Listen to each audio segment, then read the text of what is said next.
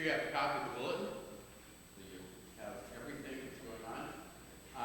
Okay, Roger Lorenzo will be updating the church photo board for the next month or more. So see him after worship classes today or any Sunday. He has to know it is a very quick process. So, I should have mentioned with the at the beginning. Barry Laycock mentioned to me that he has graduated from the heart program that he's been in.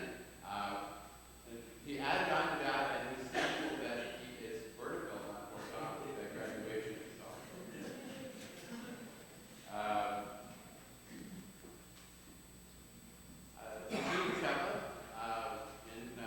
Ukraine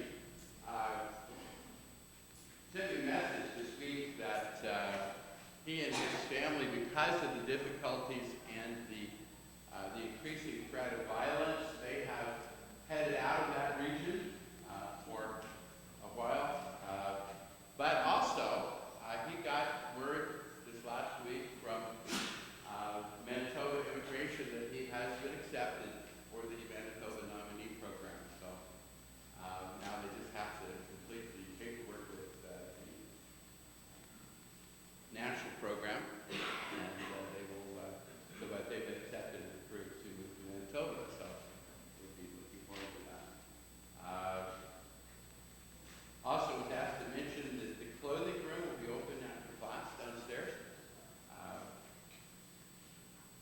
Okay, there is a potluck lunch after our classes today. We will be saying goodbye to Pat Mills, who is headed back to New Zealand. We're going to miss Pat. But she's so sparky and friendly. And just a little dragon out around, but we know the church in there is going to be blessed by her presence. Okay, I'll let you get the other announcements through the bulletin. This is the last Sunday of the month, believe it or not. So at this time, we will dismiss the children to their program upstairs.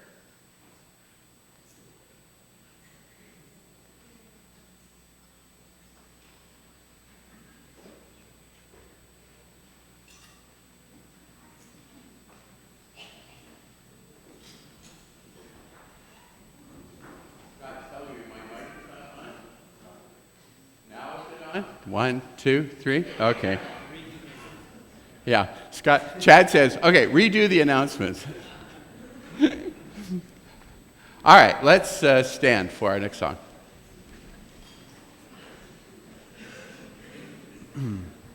In you, O Lord, I take refuge. Never let me be ashamed, and rescue me in righteousness. Be my rock of refuge. You have been my hope, and I will praise you all day long. Be my rock of refuge. You have been my hope, and I will praise you all day long. In you, O Lord, I take refuge. Never let me be ashamed, and rescue me in righteousness. Be my rock of refuge.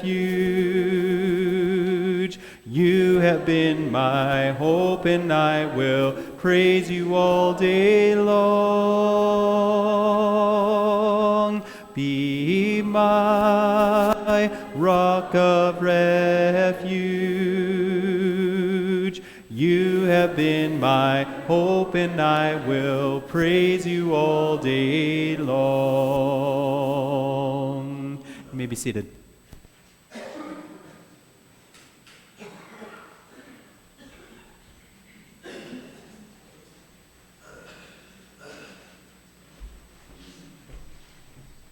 Morning, church. The reading today will be from the Old Testament, Psalm chapter 4. If you're following along in the Bibles, in the seats in front of you there, it's on page 384. And if you're following along on your smartphone, you're on your own. This is a really great song.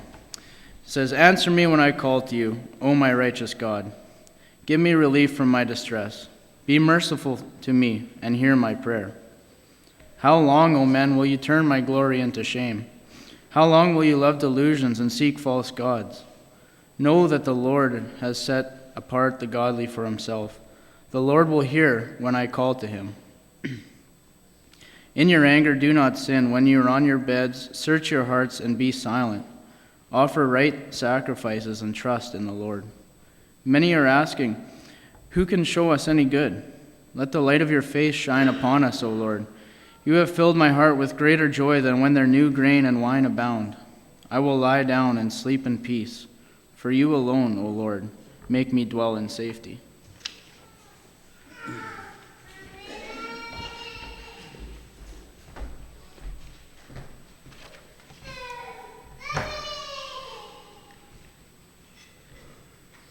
Now the question is, am I on?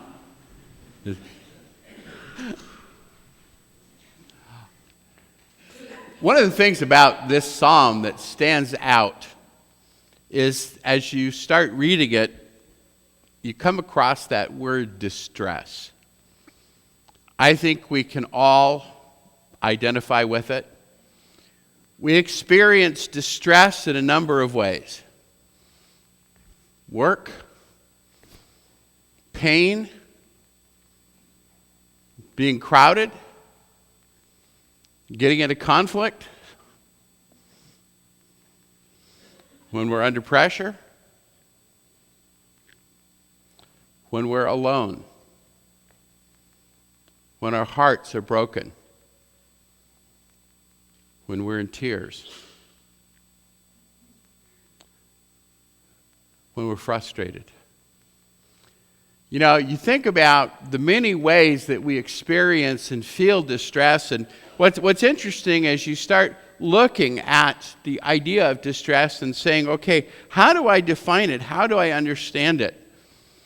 What I found really interesting is I was working on my lesson this week, and I was looking at actually mental health websites talking about distress, and the idea often kept up is that it's something that we all experience and we all know about, but when somebody says, well, what is it? We have a hard time really identifying it and saying, this is what it is. So we want to take just a minute. The word distress obviously is built off the word stress. And you think about the idea of stress, and I thought about different examples of stress, in terms of the fact that stress, for example, if you're building something, you have to design it to withstand the stress of whatever it is that you're building it for. You can't put the same foundation that you would under a house under a 10-story skyscraper, can you?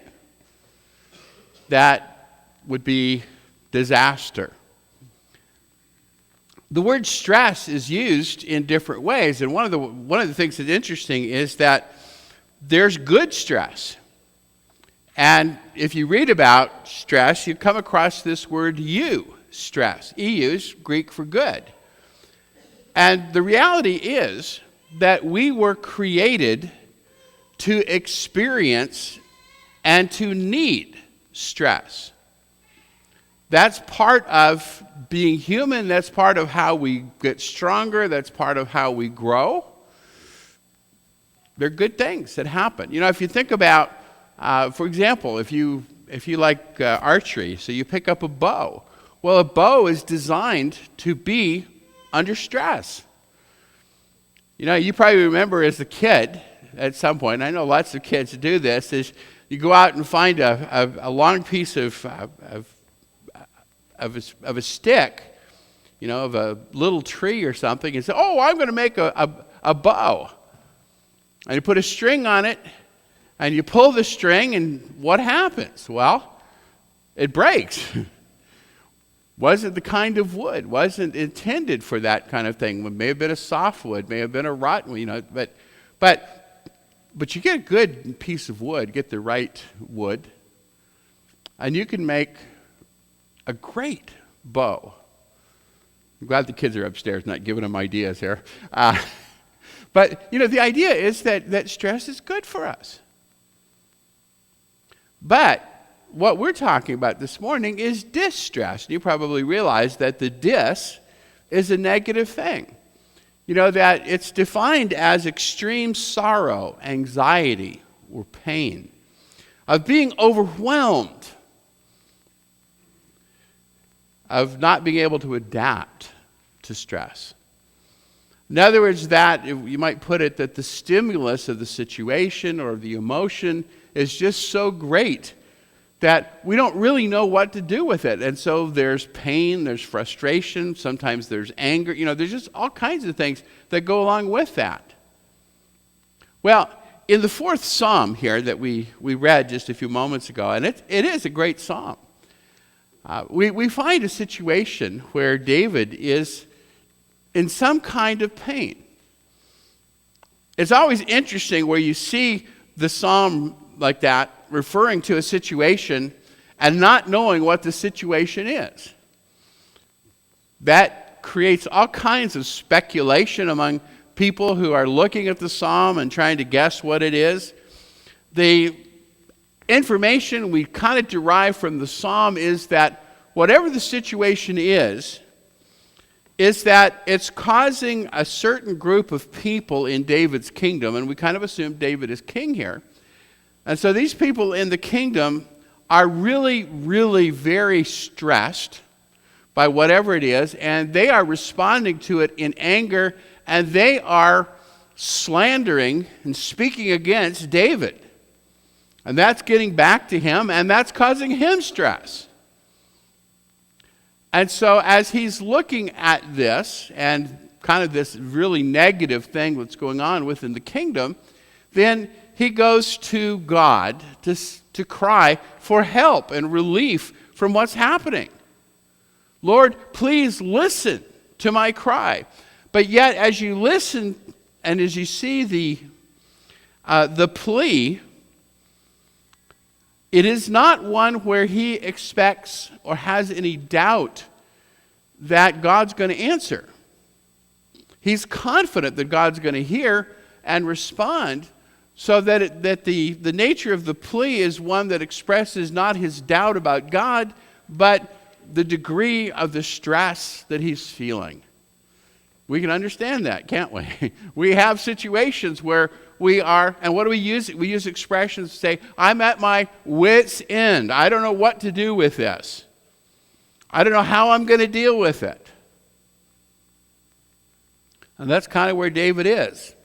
And so this prayer is an expression of his faith and trust in God. And that's one of the things I really like about it, because so often when people get really distressed and get really frustrated, that it pushes them into doubt. And this is bringing David into greater faith and bringing him to prayer. And so in a way, it almost seems to me like we could say that while David may describe how he's feeling as distress, that it's actually a good stress that he's facing. No, it's not a good circumstance. It's very problematic. It's very serious. But it's bringing him closer to God. And so it's good in that. And even there's an element in the psalm of correction and instruction for some of the people that he's having to deal with. And so really the first thing that he kind of deals with after identifying the stress that he's in and the requesting to pray is kind of that question, well, where do I turn? And he thinks about the people that are creating the problems. And the way he describes them, it's really interesting as you look at the way this is put. Because for David as king, you turn my glory into shame. You take things that are good and you make them bad. And you might be thinking of different ways that people might be doing that. In terms of David as king, it could be just that very fact that as king, he is the representative of God in Israel. And yet, he has these people out there who are criticizing and backbiting and gossiping and accusing. Somebody raised the thought, they felt like they saw the evidence in this psalm that this may be a response to a situation of drought in the land. And you may look at that psalm for a long time before you feel like you see any elements of that in there. But okay, let's assume that maybe it is a drought. We would look at that, and that's like saying, okay, well, we've got a drought. Let's blame the weatherman. That's not really finding the real source of the problem, but yet the people seem to expect that somehow David could have controlled that or prevented that or have done something about it. And so David is in a position of extreme vulnerability, and that's turned into pain. They love delusions, which is that struck me as I was thinking about it as like, okay, when there's a situation of difficulty, let's say a situation like drought, that or some other problem, that there are people who want to find someone to blame, right? And the accusations that lay the blame are not connected with, in any way, the reality. Like I said, we cannot blame the weather forecasters for our weather. You don't, they just report it. They don't make it.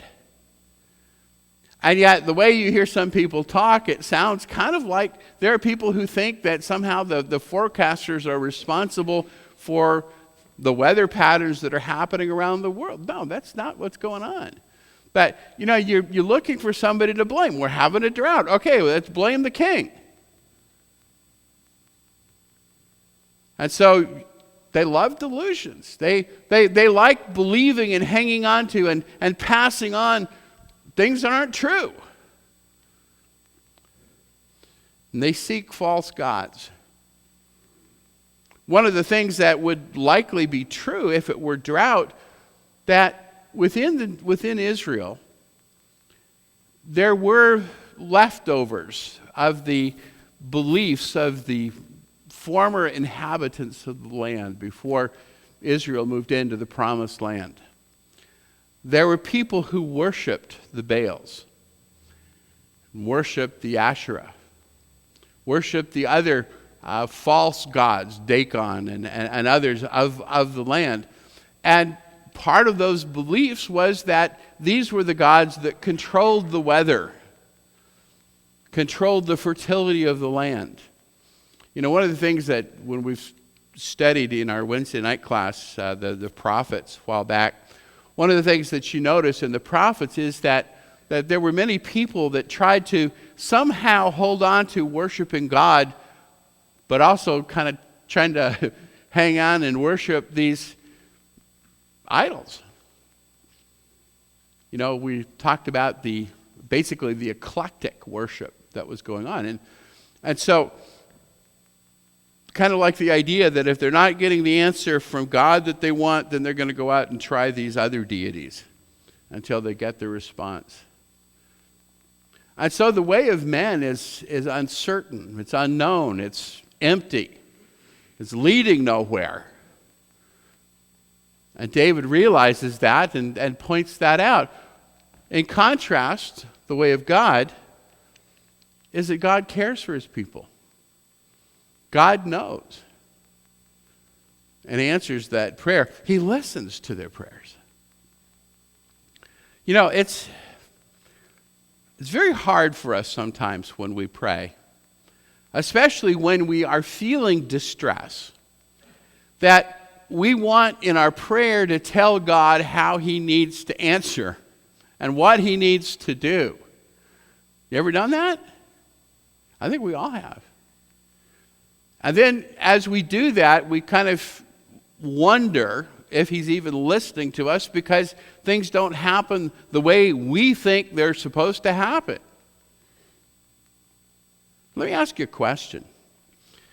When you think back to a time when you were under very serious distress, and you prayed and tried to tell God what he needed to do, and he didn't do that. He did something else, and maybe even he let things continue the way that they were. That often what we find is later, we're thankful that God knew what he was doing, because we sure didn't. And the idea that we know that God hears his people when they pray is a very important idea for David and a very major source of comfort for him. And so in turning to God, and this is where that section of, I wrestled with the word, do we call it advice? I chose the word instruction and teaching. That this seems to be where he almost is turning to these opponents and giving them some instruction about what they need to do. Maybe he's even talking to himself because, maybe they've pushed him in their distress. He's in distress. And maybe he's found some things slipping a little bit in his focus. And so if you look at this particular section of the psalm, number one, he says you need to control your frustration and your anger. Be angry, but do not sin. I don't know if you realize it, but Paul quotes this in Ephesians. Be angry, but do not sin. Don't let the sun go down on your wrath or your anger. There is a place for anger. But anger that turns to wrong is not good. Sometimes anger is just a natural response to a situation or stimulus. We don't have a choice. Somebody lashes out in anger. Yeah. Why? Because of the circumstance. But it's inappropriate. It's kind of like back to the idea that I like to use sometimes that somebody sneaks up behind you and startles you. It's okay to be angry. It's not okay to punch him in the face. That there are times that our emotions are going to be they're instant. We don't have a choice about that. But David says, be angry, but don't sin. So control your frustration and your anger. Things are happening in the kingdom that are not what you want to see, but keep a lid on it. Don't sin. And a lot of the commentators feel that what is happening here is that this is an admonition to repent. This is, kind of as you become aware of what anger is doing to you, that you need to change how you're thinking. And so, and it's an interesting picture he uses is that it seems like as you lie down on your bed, to examine yourself. Think about where you are. We think about the Lord's Supper as a time, Paul says, to examine yourself. But there are other times in the day that we need to have times of meditation and reflection, self-examination, to think through. And, when you lie down, it may be a good time to think about, what happened during the day?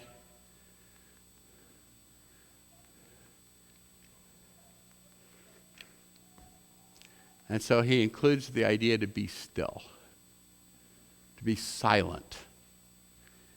You know, it's an interesting thing in our world that we are involved in the hustle, the bustle, the rushing, all of that.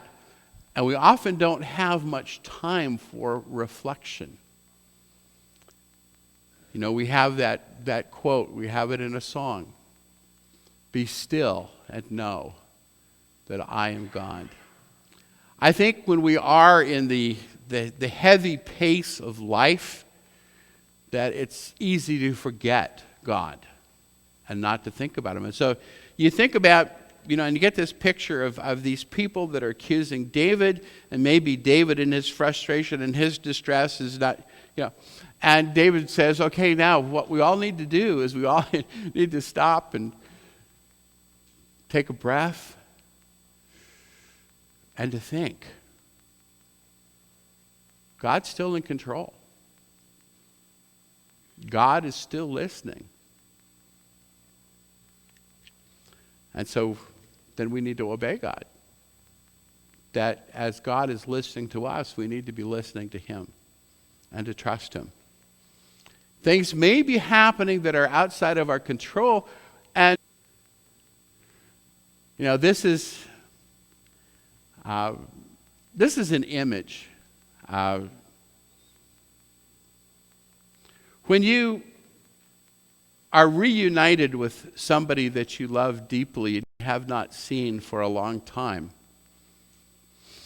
you think about the expression that happens on your faces when you see each other. I don't know if you check out CNN's webpage or you watch their news, but from time to time they'll feature a story about a family reunion. Maybe a mom or a dad who's in the military, who's been overseas for many, many months, coming home and actually working out a surprise. There's one that I saw the other day where they had gotten this woman into a restaurant with another member of the family, and what she didn't know is that the server that was going to bring her glass of water was a son that has been overseas, and she hadn't seen him. You can just imagine when he puts the water down and she doesn't even look up, and he puts the water down, and I think he says, "Hi, Mom," and the light on her face was of what? Delight, of joy.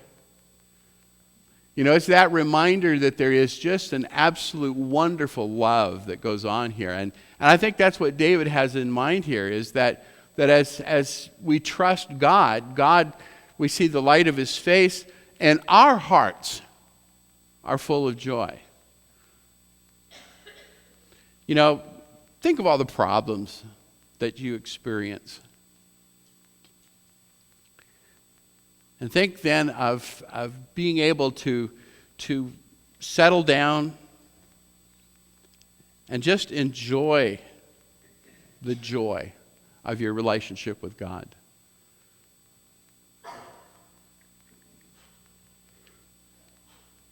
David says we can sleep in peace.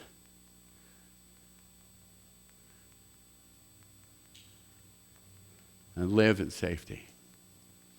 It's an incredible picture, in terms of coming down to the idea of God's response to our distress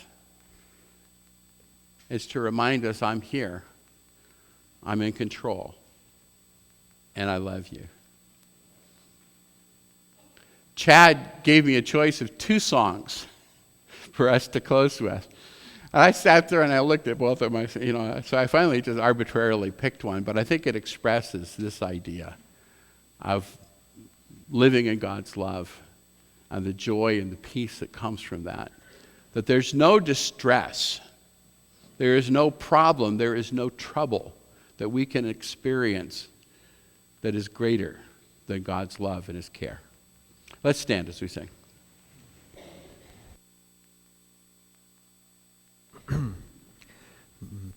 When I am down and oh my soul so weary, when troubles come and my heart burdened be, then I am still and wait here in the silence until you come and sit a while with me.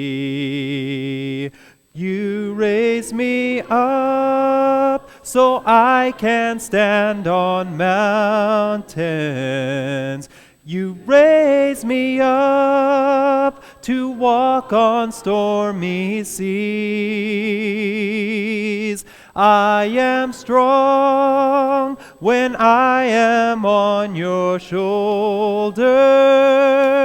You raise me up to more than I can be.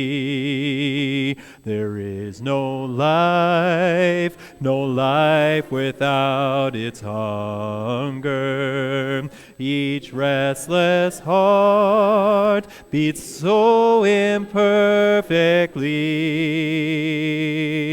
But when you come and I am filled with wonder, sometimes I think I glimpse eternity. You raise me up so I can stand on mountains. You raise me up to walk on stormy seas. I am strong when I am on your shoulders. You raise me up to more than I can be. You raise me up so I can stand on mountains. You raise me up to walk on stormy seas. I am strong when I am on your shoulders. You raise me up to more